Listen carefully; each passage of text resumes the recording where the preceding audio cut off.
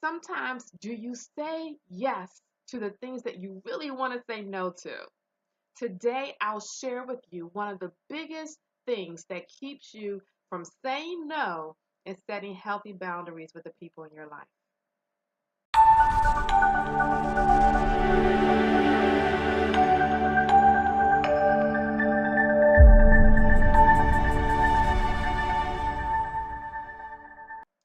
Thank you for joining me. I am Erica Reed, a licensed therapist, speaker, and creator of Get Unstuck.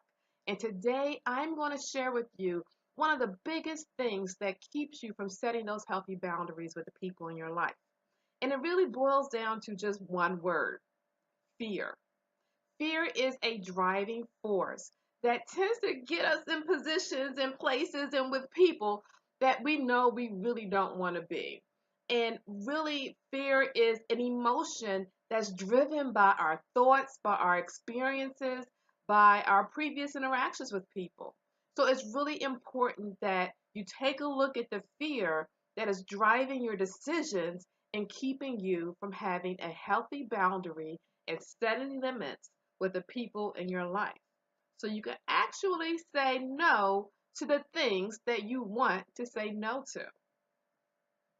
Many times we say yes out of fear of rejection, fear of abandonment, fear that people are just not going to want to be with us if we're not there providing for them, giving to them, giving of ourselves. And really, it boils down to us questioning who we are and the role that we play in the lives of others. So much of that back and forth that we receive from people, even though you don't necessarily want to say yes, there's some driving need that is being fulfilled where you're getting something, and usually it's validation. Oftentimes, we're people pleasers. We go about life really wanting to make other people happy, and that's a great thing. That's a generous heart. But when that people pleasing is really based upon a fear of rejection, it does not allow you to set healthy boundaries and make good decisions for you. That fear of rejection really does not allow you to identify your needs as important. If your driving force is, I have to be there for everyone all the time, your needs are negated. You're saying, I'm not important and everyone else is. That fear of rejection really is not rational. It's not allowing you to look at things in a very clear way. It's not allowing you to make decisions that's going to get you to that next level in life. Really, it determines how you interact with people, which of course is going to determine your career, your family situations, your own emotional well being. And that's why it's so important to take a look at the fear. Now, when you have a fear of rejection, when you have a fear of abandonment, when you have a concern about your role in the lives of others, that fear actually taps a little bit deeper and it goes into the fears inward, how you feel about yourself, fear that you're not worthy, you're not lovable, that if you're not doing this for somebody else, then you're not going to be wanted because they're not going to want you just because you're you. It's almost as if you feel like you have to buy the love and approval and acceptance from others just by saying yes. And that's why it's such a challenge to set boundaries with people in your life. When you have that hard time setting a boundary, what it does is it eats at your confidence in your ability to stand up for yourself and stand up for what you know is good for you. And what ends up happening is you become more easily manipulated and then you become easily taken advantage of. Now, it's almost as if a boundary is like a wall. You have a wall, and people are either going to approach that wall, see it for what it is, and say, you know what, I can't push that button, I can't go any further. And then they'll back off or they'll make some other way of getting what they need done. But if there's no wall there or if it's very flimsy, someone approaching it is going to recognize that, you know what, if I push this button, or if I give her this sob story, or if I play upon her guilt that she has verbalized to me that she feels responsible for everyone, then I can get what I want from her. And that makes you more easily manipulated. When people understand your buttons and understand how you will respond if they simply ask or if they tell you, all the challenges that they're facing, and in a certain way express to you that you're being selfish by not giving of yourself, that tends to make you feel very guilty and feel obligated that now is your role and your responsibility to take care of them. So, what's really important is becoming more empowered in your efforts to set these healthy boundaries. And the way to become empowered is by starting with the self awareness that we talked about in the first video. So, I will link below to that first video so that you can review it, because that video contained also a helpful worksheet that's really going to get you started in this effort to set these healthy boundaries with the people in your life. So this self-awareness increases your self-confidence. So you become more firm and knowledgeable about what's important to you and what you want.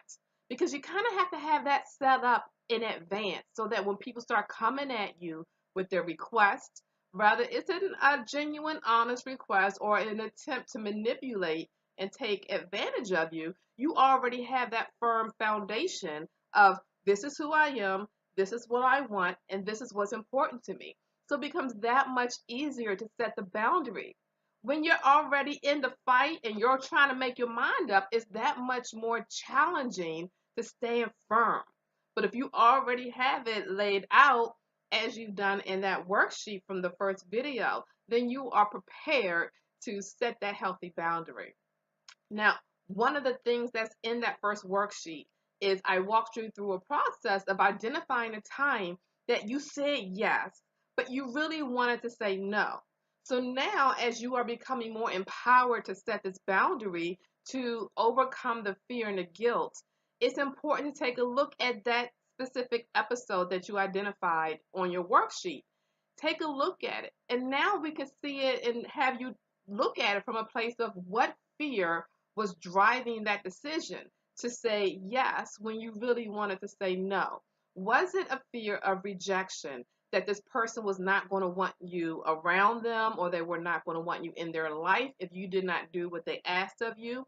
Is it a fear of abandonment, that essentially if you did not do for others, then you would be left all alone? Was it a fear of I'm not good enough, so I have to prove myself to others to show them that I'm worthy? So, really taking a look at the driving fear that leads you to make the decisions that you do, that gets you in these situations you really don't want to be in, is an important step in setting the healthy boundaries. Last but not least, it's important for you actually to take responsibility for yourself. So often we want to point the finger at other people, what they do. If they wouldn't just ask me all the time, they know I don't want to do it. They know I have my own problems, my own challenges. Well, it's time to take responsibility and to say, I am the one actually that's not asserting myself. I am the one that's not saying no. So by taking responsibility for these decisions, you're actually taking control. And when you take control, you are putting yourself in the driver's seat. The other person is no longer in the driver's seat, and fear is not in the driver's seat. So by taking responsibility, you can now, instead of envisioning all the negative outcomes that you have put into your mind because of fear, you can now envision some positive outcomes. Let's play some what if scenarios in your mind. If you think about that situation that you said yes to, that you really wanted to say no, instead of thinking about the fear stuff, now let's think about the positive outcomes. What will happen if you said no? How will you feel? How empowered would that be? Perhaps the positive outcome is you now have this extra time to dedicate to things that are important to you that you would not have had before because that time would have been given to someone else, or maybe even the money or the energy. Whatever it is that you're going to receive from standing up for what's important to you with this healthy boundary, Now you can envision it as a positive outcome and be able to become more assertive in setting these healthy boundaries.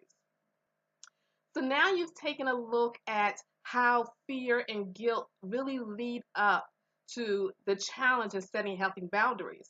But you are making progress in getting it done and setting these boundaries and becoming more assertive and stable and confident, because it's all about the confidence. When you have a confident you can become empowered to do and set yourself up for that next level in life.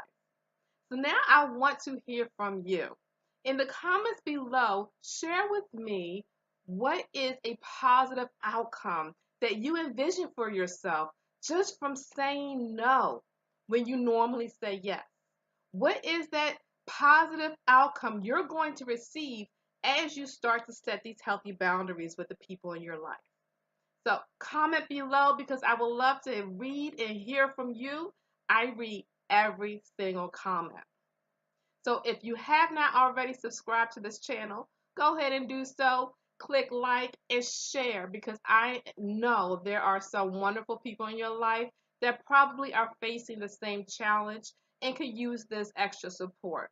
Now, if you want to dive deeper and try to get a better understanding of these fears, these limiting beliefs that are keeping you stuck, that are keeping you from being able to be confident in the decisions that you're making and setting the healthy boundaries, I invite you to participate in the 3-day challenge, Overcoming Limiting Beliefs and Becoming More Confident. You can go to ericanreed.com to sign up, and all of the emails will come straight to your inbox to help you with this challenge with the helpful videos and worksheets to get you along the way. So thank you for joining me today. I look forward to seeing you in video number 3 on how to set healthy boundaries. Take care.